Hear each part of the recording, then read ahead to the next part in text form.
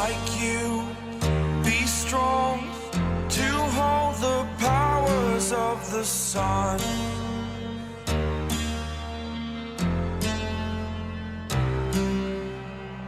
To dream, believe.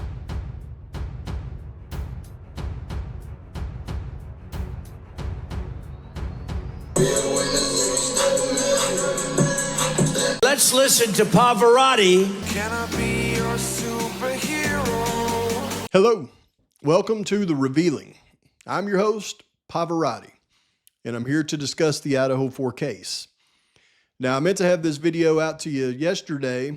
I actually meant to have it out to you the day before yesterday, but it's amazing how much detail that the defense team has listed in these list of exhibits for the Franks motion. When you dive into just one of the things that the defense has brought up, it opens a giant can of worms. And you have to really, really focus in to even understand what the defense is saying. And let me tell you, this is what makes me nervous about all of this. Because what I'm going to go over in this video is simply one of those many descriptions that we went over in a video the other day that was in the court docs.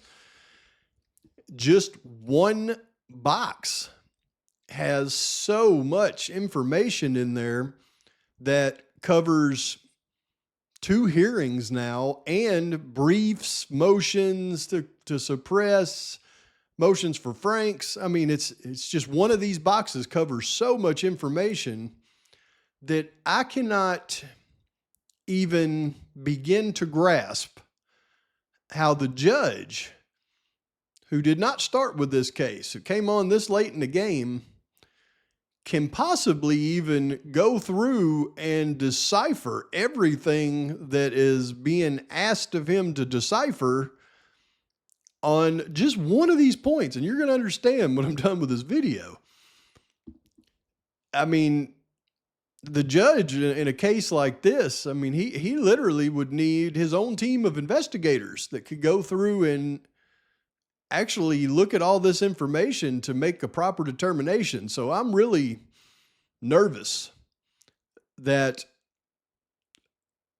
you know, there's not a team of people doing this for the judge. He's tasked with doing it himself, and I believe it's an impossible task. I mean, I've been following this thing so close, and y'all know I've been through every court doc up and down, every piece of evidence I can possibly find. And I mean, it's not even easy for me to go through and put this stuff together. So it's just kind of make me a little bit nervous, because if the judge could go through and look at this information the way you and I are about to, I mean, I don't see any other way he could rule. You know, there's no way he could rule against it if he truly understood.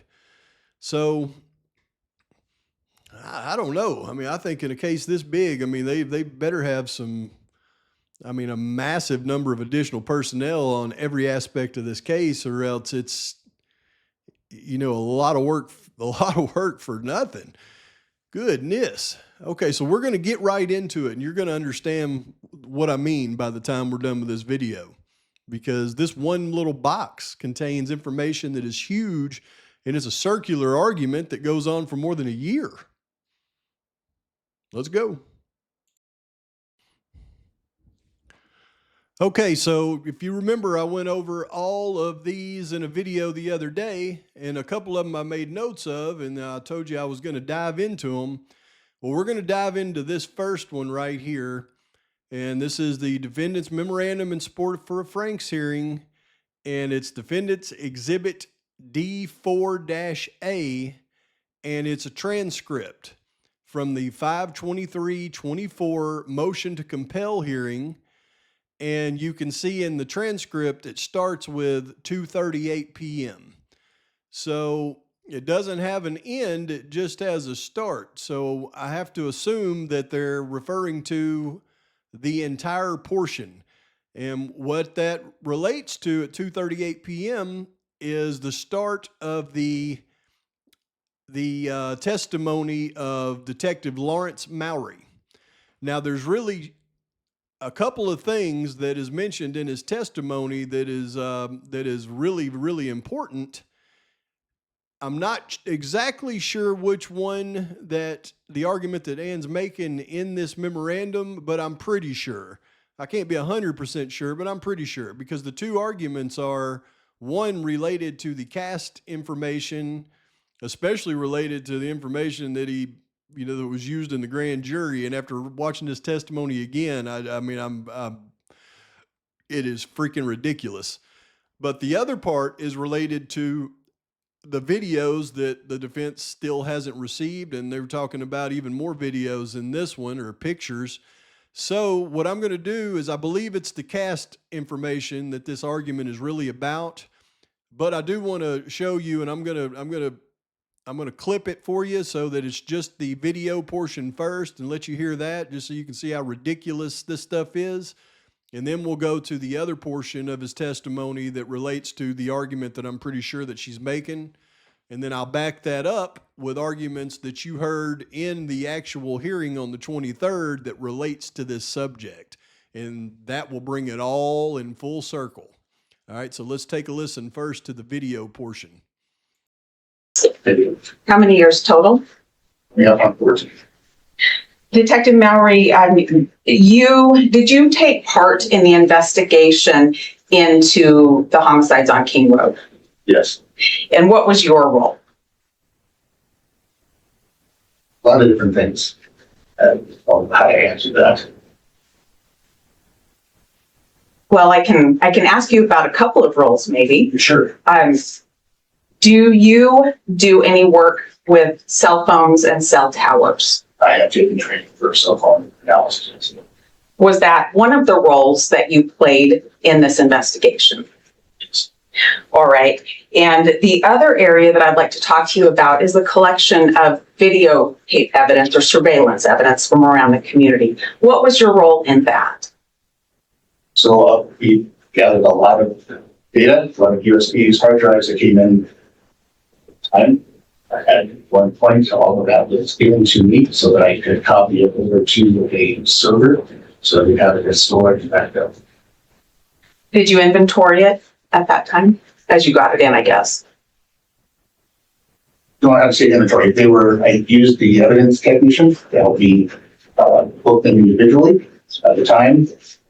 Right, so the USB had the name of it on it. I would label the folder of what it was, and that came from it. Did you have any role in verifying the content of the surveillance? No.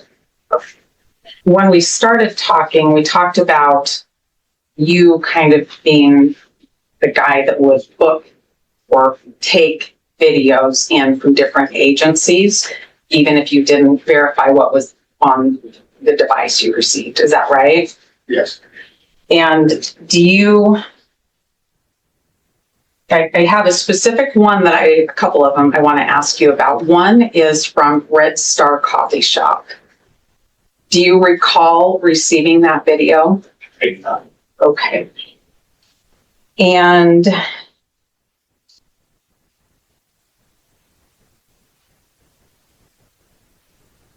are you aware that it was hooked in or brought in by Idaho State Police?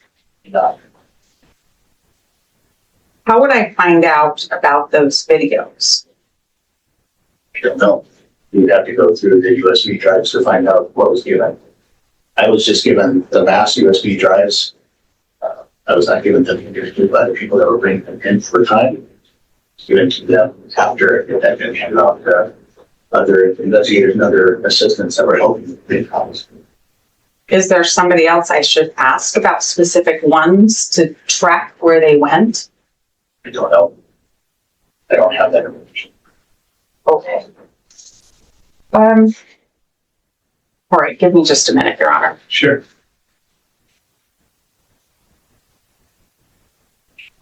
You were just speaking with the prosecutor about the images from Wendy.com, and I thought you didn't preserve anything or go back and look at anything. during your investigation. Did I misunderstand that? So yesterday when I was directed by the prosecutor. Okay, so yesterday the prosecutor said, go look for these things. Yes. But before that, you and other investigators decided not to. Did I get that right? With the information that we were given, we were told that there would be a screenshot for the day, right, the parameters of. We did not grab those because they were not in the.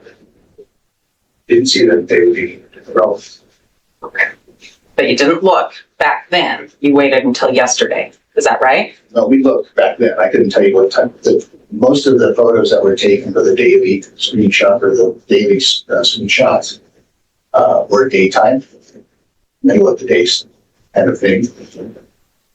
So we didn't grab those at the time. Okay, but you did look at the time and made a decision at the time. Do I understand that now? Yes. Okay.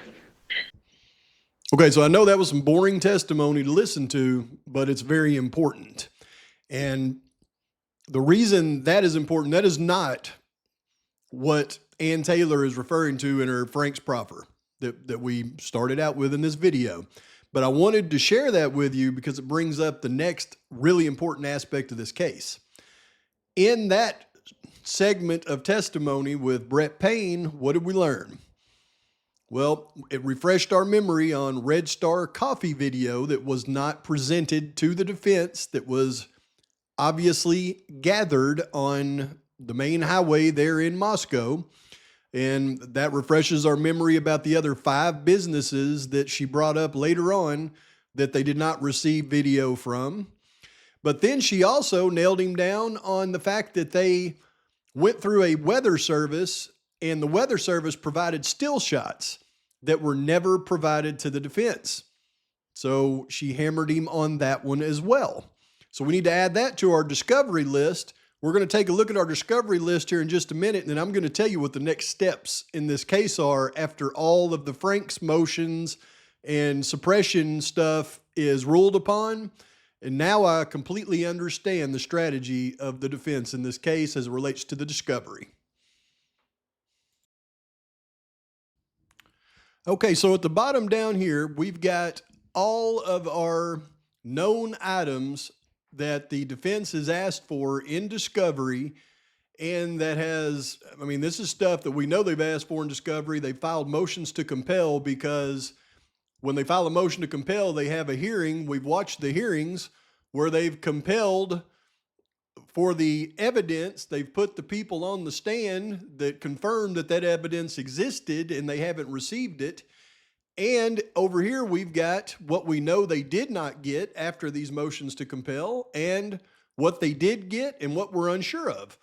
Now, we're fairly certain at this point that they did not receive all these videos, which is huge. But we know for a fact they didn't receive the grand jury subpoenas because that was verified in the hearing. And we know for a fact that they never got the information from the FBI on the IGG because that was verified in the hearing. So those are 2 huge discovery items that we know they didn't get. And then we're fairly certain all of these videos of things that they would like to have were never produced either. Now, I was thinking that the hearing was on the final discovery items, and I was confused why they didn't bring up, you know, the discovery that had not been presented in the case and why they didn't ask for sanctions at that time. Now I've studied the process deeper, and I know what the plan is from Ann Taylor in defense. So as soon as we get through all of these suppressions and Franks, the next step in this case is for the defense to file an actual motion for sanctions. That's coming. Let me show you. Okay, in an Idaho criminal case, a judge would typically impose sanctions on the prosecution for not providing evidence ordered through motions to compel after the defense files a motion for sanctions. So the defense actually has to file that motion for sanctions. In demonstrating that the prosecution has failed to comply with a court order to disclose the evidence, and after hearing where the prosecution has the opportunity to explain their noncompliance. This usually happens after discovery is supposed to be completed, but before trial begins. Okay, so we know the discovery deadline has passed now. So the next step is for them to file their motion for sanctions. And it is a very easy thing for them to do because they've already verified now in court that they didn't receive some of the information that the motion to compel was designed to get. And we're pretty sure they haven't received a lot more information that the motions to compel were not complied with. So they'll file a motion for sanctions. We'll have another hearing. That means we're going to have another hearing between now and the motions in limine hearing, and it'll be for the motions for sanctions. That is where they'll get rid of the death penalty in this case. Bam, bam, bam. I've shown you in many videos now how Ann Taylor has been setting up that getting rid of the death penalty for not providing discovery, a la the Lori Vallow case. And I've just been really confused why they haven't brought it up yet to get that done. Well, now I understand. It took more educating on Pavarotti's self to go through, educate myself on the right way of the Idaho proceedings. And after all this Frank stuff and suppression stuff's over, you can look forward to seeing that motion from the defense for sanctions. So they actually file a motion for sanctions. And she has set it up perfect throughout this entire case, making the argument here and there, just throwing it in, getting it on the record, and putting those people on the stand, verifying that that information existed. Now that they're not receiving it, she's got backup that they've verified it existed. And what happened to it, who knows? And she has been setting the stage this entire case for, we're not arguing that point right now, Judge, but it is coming. Well, that's exactly where it's going to come, in an actual motion for sanctions. It happens after discovery deadlines and before the trial. So you can bet it'll happen before the motion in limine hearing. Bam. Now, that's not what this video was about. That was just a side note because I've been confused on that. Now I'm not confused anymore, and I didn't want you to be confused either if you were. Now we're going to get into what this actual point was for, and it relates to the testimony on the cast. Now, I'm going to let you listen to the entire, and you just have to, it's a little bit boring listening to the Mowery testimony. But there's three key takeaways if you do listen to this testimony. So I'm going to implore you to listen to it and listen to it closely. At the end, I'm going to give you three takeaways that are really slap you in the face things. But then I'm going to show you what Ann Taylor means by putting this in the Franks proffer, because it was covered in the Franks open portion of the hearing. So it's kind of genius the way it's laid out. Only reservation I have is, how can the judge possibly decipher all this stuff that I'm having to go through and decipher that the defense is putting forward if he's not as familiar with the case as we are? It's just something I'm having trouble determining if it's even possible. So, but listen to this close, then I'll give you the takeaways, and then I'll give you what exactly she's arguing. I'm going to have a few questions about that, but I want to talk a little bit more about your role with cell phones and cell towers. So let's start there, okay? What training do you have for that role? So some time ago, I went through what they say PATC training, which is cellular analysis, and I've also taken classes with CASCOs. The cellular analysis, is that particular to the device itself, the cell phone device? No. That is particular to towers? To the towers and the providers themselves. When did you take that training? Well, the CAST, I believe it was in 2019, and then I also did it again last year. And the CAST that you took in 2019, that was the ENDICAC, is that right? That was predominantly again, correct. And the CAST that you took last year was October of 2023, is that correct? Yes. And that was the actual CAST training? They were both done by actual CAST members.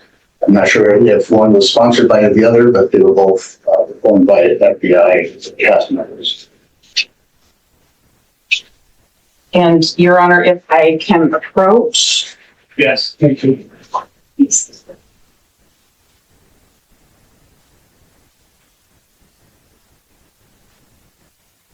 Detective Mowery, I'm putting in front of you what's labeled as Defendant's Exhibit O, and those are 2 certificates for training. Is that correct? Yes. All right, so the one that's from 2019, what did that cover? That covered the use of the CastBiz software. And what did the one in 2023 cover? The same. Your Honor, I move for admission of defendant's oath. The objection? No objection. Okay, those are exhibit, oh, no objection.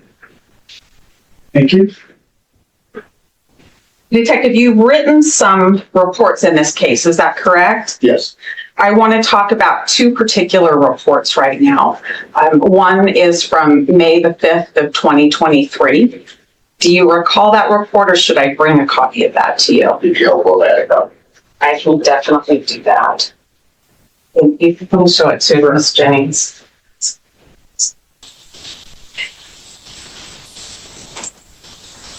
We have a jury next door, Okay. just so you know, that's all about it.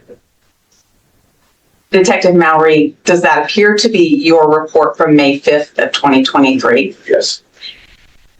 And Your Honor would move for admission of defendants P. That's P, P, like Paul? all right, any objection? Okay, thank you. Yeah. Exhibit P is admitted, no objection. Thank you, Your Honor. Detective Mowery, I do not have a police report for the other one that I want to talk about today. It's one that I received via email today that was written just within the last few days by you, probably. Do you know what report I'm talking about? Yes. Okay. Now, what I want to understand is we're talking about documents or records or logs that can be created by a CastBiz program. The report that you wrote that I received today, when did you learn about those documents that exist according to that report? The session logs that I found were from yesterday. Why did you come to find them yesterday? I was preparing for this hearing. Okay. And those are things that existed for quite some time, is that correct? They did. And when you wrote about your work with CastBiz in May of 2023, did you document those items? No. Tell me what you found when you were preparing for the motion to compel today. I found session logs that were sent to me from the FBI. All right. And in those session logs, how many files were there? I don't remember. I think there were 6 or 7 different items inside. Did you look at the CastBiz 48-hour file? I don't remember if I did at the time of reception. Did you look at it yesterday in preparation for this hearing? I attempted to. All right. And how about the CastBiz full log? I attempted to yesterday. I noticed in your report that there were several items that you listed. Were those from these CastBiz logs that you attempted to look at yesterday? I'm sorry, I'm gonna have to, you need to speak up a little bit. The clerk is telling me to pick up a little bit. There were some files that were in the session logs, there were other files that were not. Well, let's start with the 48-hour. What was contained in there? There's over 48 hours that was the AT&T records, the original records, and there's a 48-hour session log. I don't know which one you're asking. Let's go with the session log. What was in there? Appeared to be the AT&T records that possibly were inputted, as well as some JSON files that were probably produced by CastBiz. JSON files were produced by CastBiz. Is that right? I would assume that. I didn't create those files. What date were they created? I believe one was in December, the other was in April. December of what year? 22, And April of what year? 23. Could you tell who created those? I could not. How did you get those? I was provided those via email. By who? I made balance of the FBI. What did you do with those? I gave them as soon as I realized they were in my possession. I had contacted the prosecutor and gave them. And that would be just yesterday, is that correct? Yes. What did you do with them prior to that time? They were sent to me, I put them in a folder and I didn't do anything else with them. That's why I forgot them. Okay, and that was the 48-hour file? The 48-hour session log, yes. How about the full file? What was contained in there? Similar items to the 48. What is the full file? I believe that was the second AT&T return that we got via warrant. I wasn't able to open it to verify it. That brings up a question for clarification. When you say second warrant return, are you talking about something that relates to Bryan Kohberger? Yes, there was 2 warrants that were originally written. One that covered a 48-hour period for the cell phone number, and there was one that was later done for a longer period of time.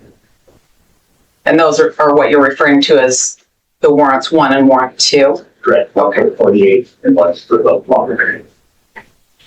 In the report that I just received today, there was reference to a loped bar file. What's that? It is a file that I received from Agent Downs. When did you receive that?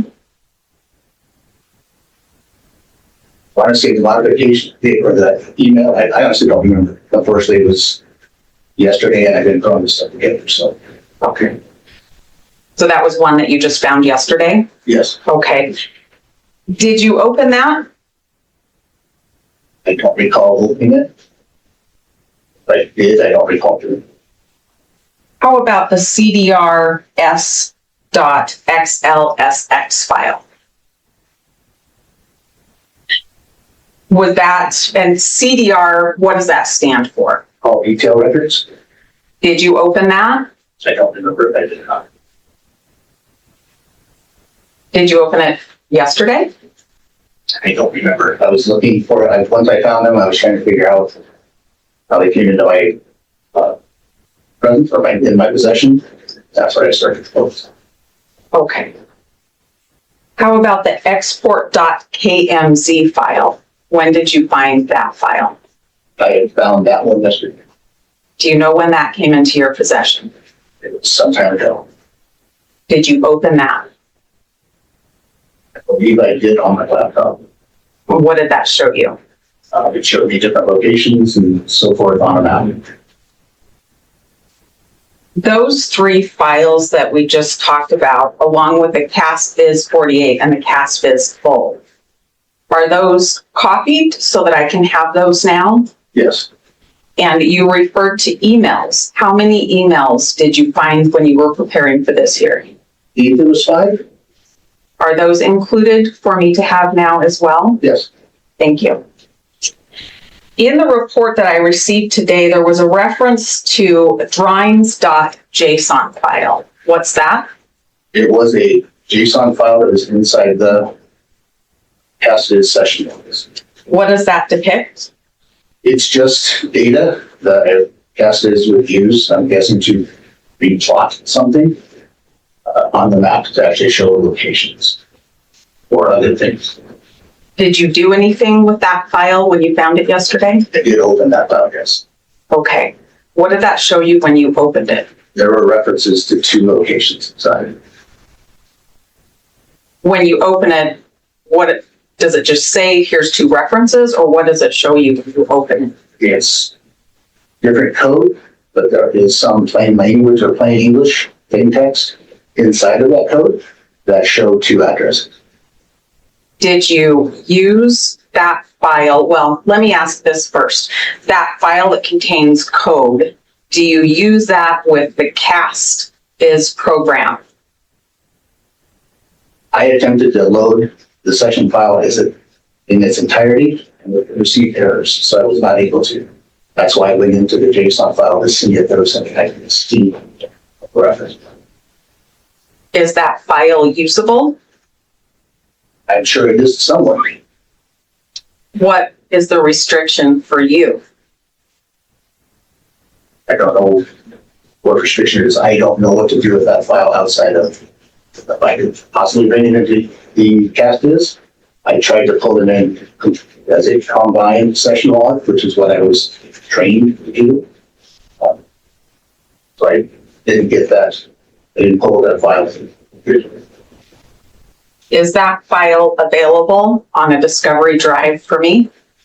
Provided to the prosecutor today. Thank you. In the report that I just got today, there's a reference to another cast viz session and some screenshots. What is that about? I believe you're talking about just the regular 48 hours folder. I don't know. I'm curious. So that I provided two folders. One was cast viz and one was my last name of Mowery. That was to differentiate the files that I found that were provided to me, and the folder of the files that I use, it creates this report. Okay. Cast viz is the files that you found while preparing, Correct. and the one that says Mowery is what you used to create your May 3rd report of 2023. Yes. Okay. I think I understand that now. In that file, I think your report said you found screenshots dated April 19th of 2023. Yes. All right. Does that mean that's the day that you put things into your CastViz program? That was the day that I made the screenshots themselves. Okay. Where are those screenshots now? Are those also included on the drive? Yes. Okay. And then your report dated 5/3 says that you were asked to examine the record.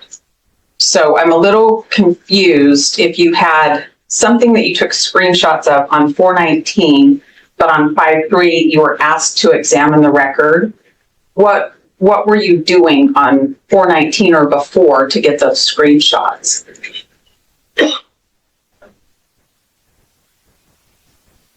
So I was tasked, the date was May 3rd for the report. It's not the date that I asked. Okay. What day were you asked to do? I do not remember. I'm going to guess that it was somewhere around April 19th. That's when the screenshots were created. Okay. Let's talk about that time frame then and what you did. Did you actually use a CastViz program at that time to create something? Yes.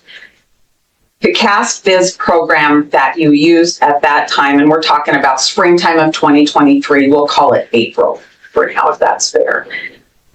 What training had you received by then to do this CastViz program? The 2019 training.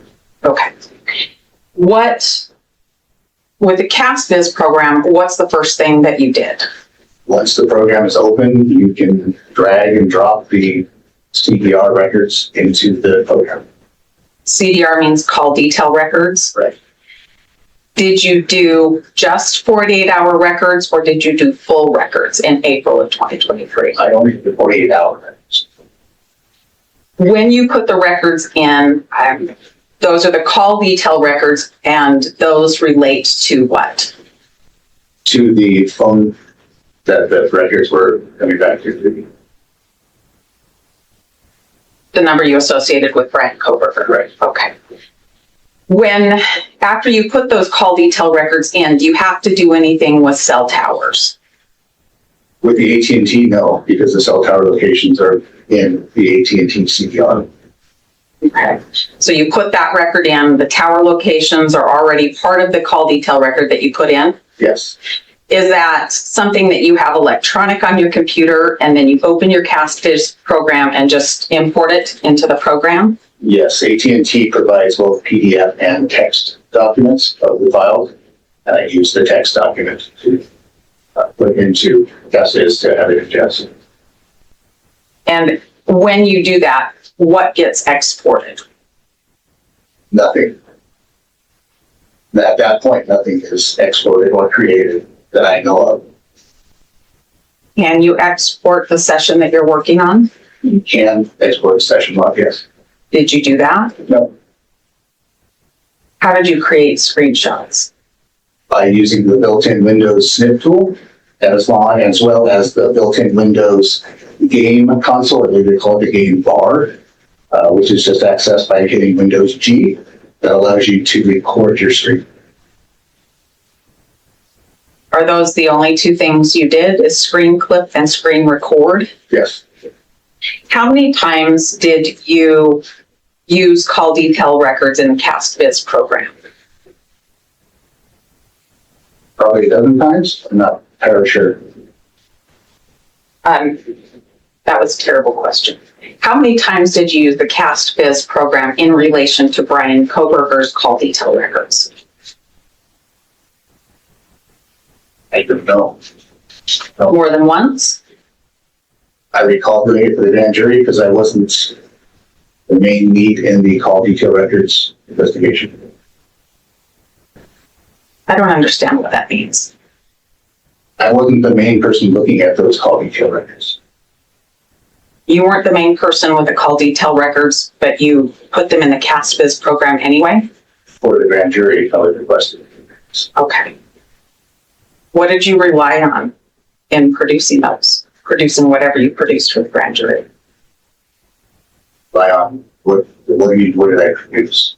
As far as the AT&T records, I want to know what you relied on to do that, to produce something for the grand jury. I don't understand the question. Okay. You weren't the main guy with the call detail records or with the CastViz programming. Did I understand that much right? There was another investigator that was doing that. Okay. But you end up involved in it somehow in April of 2023, is that right? That's why I was asked to examine the data to provide that for the grand jury. Okay. Was that all of your instruction?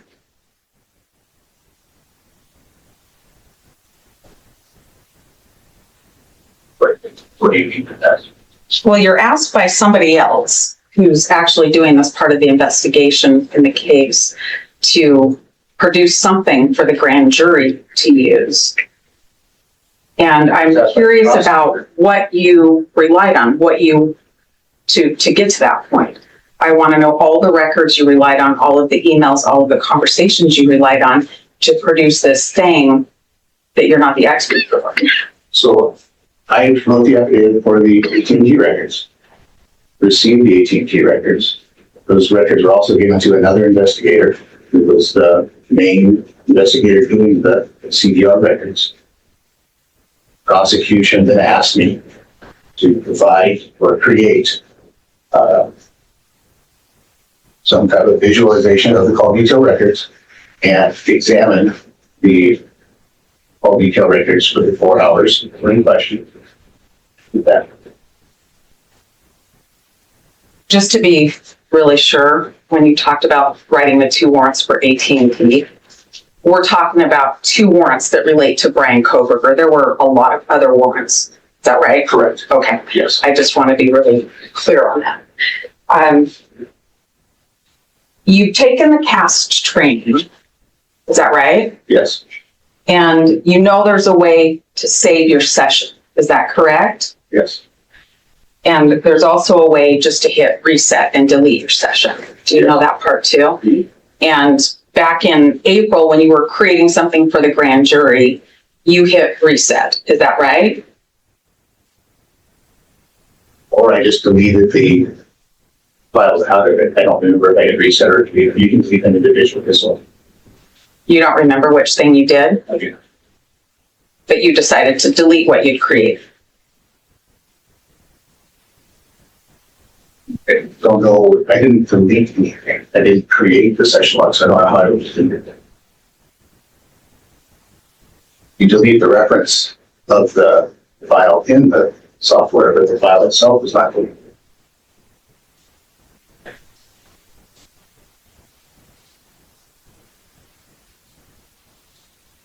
I want to make sure I understand.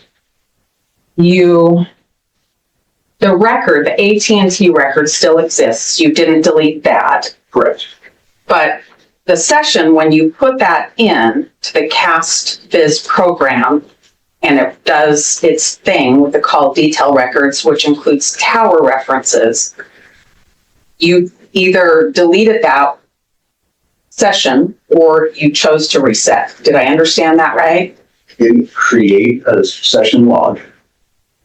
I don't know how I would delete it. I just removed the reference to the file, the main file, from the software at some point. I don't know when I did that.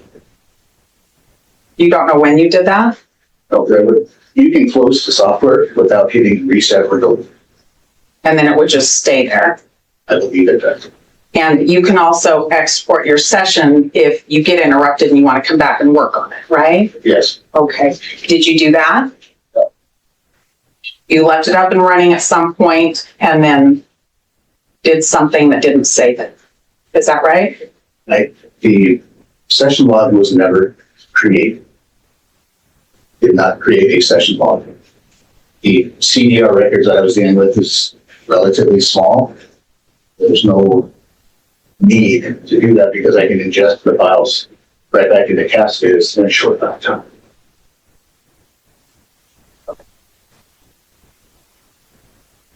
time. Your Honor, just for clarity, may I approach? I have another exhibit Yes. to show him.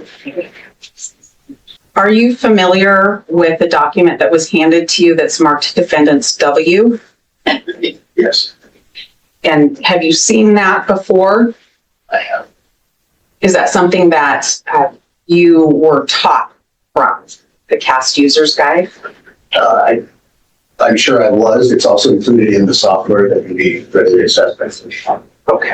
Back to the CAST Viz for a couple of questions for you. When you were doing the work back in April of 2023, did you see maps on the screen with the work that you were doing? Yes. And you also made a video of that. I want to show you a map and see if it's what I think it is.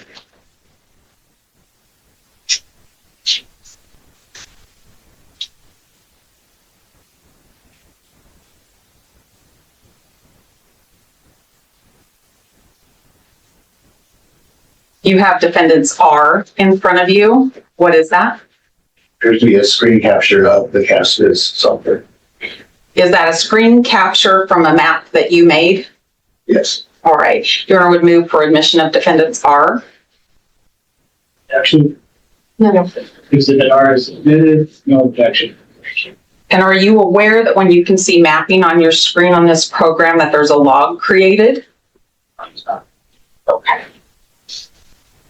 You would agree that if I were to take the call detail records that have the tower report in them, I would have to have the same CAST version you were using to recreate what you did.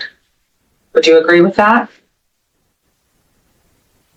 I'd have to have, if I took the regular cell call detail records and put them into a different version of CAST, are you saying that it would become different? Well, I don't know. That's a good question. Let me try to be more clear about the one I was asking, and then I like yours. We might talk about your question as well. My question is, the prosecutor suggested that your work be recreated, and so it didn't matter that you hadn't saved your session. What I want to know is, if I have the 48-hour call detail records that contain the tower list like you have, do I have to have the CAST Viz program that you used so I can see what you did?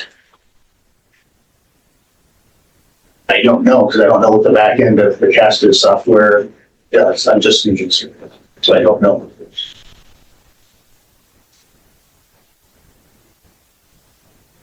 And you were in this CAST Viz program, at least for a while, creating exhibits that would be relied on. Is that right? Yes. On more than one occasion. Is that right? Yes. But you didn't save your work. You did not create a session log. I did not see the need. Would you agree I can't see what you did without your session log? Can't examine what you did without your session log? It's there to create the visualizations for the exhibits. That's what I use CAST Viz. But I can't see what you did. Is that right?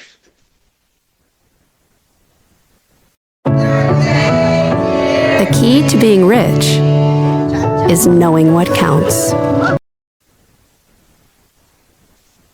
Is that right? No. No no, it's not right, or no, I can't see what you did. You cannot, but I could take those cell data or call data records, put them into ASCIIs again. Results would be what they are because we're still using the same records from AT&T to create Have you done that? these records. Yes. No. Thanks, that's it. Okay, thank you. Anything on that, Ms. Jennings? Now, I know that was a lot of testimony right there, but I'm going to see if I can unpack it, and then I'm going to show you exactly what this argument is. And it's a circular argument that's been made for over a year now.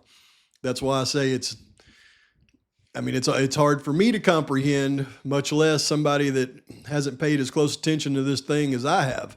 So when you look at some of the things in his testimony, the first thing was, just like Brett Payne, when I showed you how he created his maps in the probable cause affidavit, he simply took a picture of Google Maps, drew a digital path, and then used the Microsoft screen snip and made pictures of it and printed it.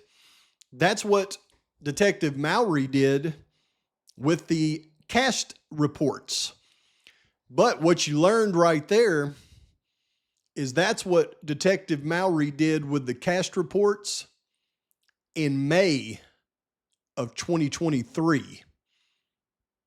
About a matter of a handful of days before the grand jury indictment. You see, they secured that grand jury indictment based on Mowery's, in a large part based on Mowery's interpretation of the cast data and map, as he mapped it with a snip and sketch, Microsoft snip sketch. It's a screensaver. You just snip the screen. So he takes a map and he puts little dots on it, probably just like Brett Payne did on an open source Google Maps. He plugs some dots on there and then he takes a screenshot of it, versus using the cast program the way that he was trained to use it, where he could actually have all the data in there and save his work. He didn't do that. But not only did he not do that, this is the information that was presented to the grand jury to secure the indictment for Bryan Kohberger. Now, we're way past that grand jury indictment, and the judge has already overruled that they could get the case dismissed because of bad information that was presented to the grand jury. But the defense has to bring this up because the prosecution brought it up in an argument long ago after this hearing you just heard. So for them to bring this specific point up is very important because it doesn't relate to the probable cause affidavit. It relates to the grand jury materials that was presented for the indictment. Let me show you. I know those of you that have been with me for a long time would be very familiar with this particular document. And this was the defendant's reply to the state's motion to limit witness testimony. This happened right around the time of this hearing. And this is an important thing to note because the prosecution put this into the record. And you can see in a state's motion, the state contends that the affidavit of probable cause is irrelevant at this stage. State's motion at 4. State cites no authority for this claim. Mr. Kohberger has the ability to challenge the probable cause affidavits in this matter that were used to procure warrants. Reliability of irrelevant issues related to probable cause. And then at the end it says, finding of an indictment does not preclude a defendant from seeking to gain through discovery information relevant to the probable cause provided to the court. So because the state put it on record that the probable cause was irrelevant at this stage because of the indictment, they were referring to information provided to the grand jury in the indictment. So when the defense cites this testimony, the first thing that they're doing when they put Mowery on the stand, they were doing it for this point in time right now, even though this was 8 months ago. They hit him on the fact that he used a snip and sketch tool to make a screenshot, and that's what was presented to the grand jury, versus actually using the proper information in the CAST program and saving his work. That is very important because what they covered in the actual hearing on the 23rd, just a few days back, covered the information that was presented to the grand jury to secure the indictment on Bryan Kohberger, and it was a falsified record. Falsified not only by the FBI providing that information, because they definitely put in that testimony that he used information provided to him by the FBI, even emails the FBI had sent to him 2 days prior to that testimony that he gave, but also that he himself had done the same thing with that information that he had been trained on and did not do it properly. Now, here's the actual hearing from the other day where it discusses all of these points that I just showed you in Mowery's testimony. Once the second AT&T warrant comes, then you end up with warrants for Mr. Kohberger's arrest. You end up with warrants for DNA samples to be taken, warrants for the search of his apartment, the search of his car, the search of his parents' house. Those are the warrants that are next implied in that. Here, what's added to that set of affidavits is the paragraph that talks about Mr. Kohberger's phone using a tower that provides service to 1122 King on a number of occasions. The PC affidavit says 12. Your Honor needs to take a look at, I believe it is D1B and C. That's an email from Nicholas Balance, and he's talking to the detective in Moscow about the dates that he says this thing happens. And then he puts those dates in his CAST draft report and in his CAST final report, and they don't match up. There are different dates on those, different times on those. But the really big deal about that is that it's misleading when you say the cell tower that also services this particular location. Moscow has, I think, 2 cell towers that service the town. Those cover places that one shops, places that one eats, places that one gets gas in Moscow. From the records, you can see handoffs, and so you know where a vehicle is going. You can know whether it's stationary or not. You can know whether it's parked, looking at a particular place or not. Based on those records, we also provided the records just so the court would know there's a volume of records. I don't expect the court to decipher those records. But based on those records, they absolutely knew that Mr. Kohberger wasn't around that residence, wasn't parked near the residence, didn't stop and have his phone in a stationary position at that residence. They absolutely knew that that's not what was happening, but they put it in there to make a connection that didn't exist. They put it in there so that the judge would think that this was the right person, and they shouldn't have done that. They knew that was incorrect. They also changed that quite a bit, performed a drive testing, and so there were other bits of data that kept coming in so that they would know that was untrue. But then you have this false narrative that looks like stalking, that looks like following, and it's not true. That is extremely damaging. It's very misleading. It's an outright lie to the magistrate. When you omit that kind of information, when you take that context out, you might as well say stalking because that's what you're trying to say, and you know that's not true. So to sum up, it's a long argument made over a long period of time with evidence thrown in from several different time frames and different things, not just the hearings putting those guys on the stands, but the motions regarded to those, the testimony that was given just the other day. And when you piece it all together, it is a long argument, but it is a very strong argument as long as the judge can clearly understand everything that's involved in setting up this argument and the argument itself. By putting Mowery on the stand, getting him to confirm his training, the fact that he didn't do much, the FBI did most of the work, and then he didn't save his work. He presented it just a few days before the grand jury indictment by screenshotting it.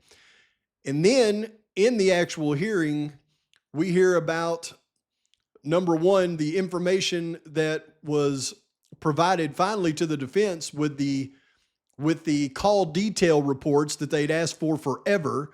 They finally got them, put them in, and they should have had them at that time. And you know that because in that hearing with Mowery, he said 15 times, yeah, I had you call detail records. Well, that was all that the defense kept asking in motions to compel. We want the call detail records. And, Payne didn't know what they're even talking about. Well, they got the call detail records, was able to plug in those locations in a cast map, and it showed that he was nowhere near the King Road residence during those 12 prior visits. So all of that argument has been set up over a long period of time, and it's been verified in court with testimony from law enforcement. And it was just presented in a very detailed way in that recent hearing. That argument should hold if the judge can completely understand the facts related around that argument, which is a very difficult thing, like I said, for him to do because it was difficult for me to do. And I've been watching this thing like a freaking hawk since the beginning. So I know this was a lot of information. There was a lot of testimony in this video. You may need to watch it a couple of times, suffer through listening to that testimony, and then it'll finally come to you what this one big argument is. And this was just off of one of those little highlighted headers were in that list of things for the Franks. Please like and subscribe to the channel. Post your comments, thoughts, criticisms. Until next time, Pavarotti's out. until